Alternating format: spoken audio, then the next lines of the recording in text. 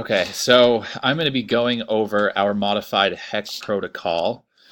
Um, Once we get the participants warmed up, we have them set up with the mask and they're hooked up to the metabolic cart. We've gone through with them what the actual protocol will be. They're comfortable and they give us the go ahead. We will have them standing up on the treadmill and I will count down from 5 down to 1, letting them know that we will start the treadmill. Once the treadmill begins, we are in a warm-up phase. So you will have, beginning at 3 miles an hour at a 3% grade, you will walk for 1 minute, followed by 3.7 miles an hour for 1 minute, and 4.5 miles an hour for 1 minute.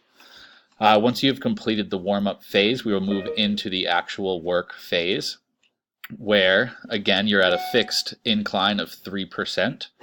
We will start at 5.2 miles an hour, and the speed will increase of about 0.7 miles per hour each 3 minutes. So starting at 5.2 miles an hour, you will run for 3 minutes, moving up to 6 miles an hour, moving up to 6.7, followed by 7.5, then 8.2, and finally 9 miles an hour.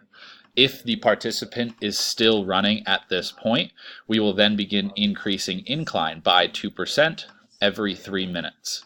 Once the participant has reached their maximal exercise capacity, they will give us the signal to begin the cool down phase. We will immediately drop the speed to 3.7 miles an hour for 1 minute, again back at a 3% grade, and this is a fixed incline for the remainder of the test.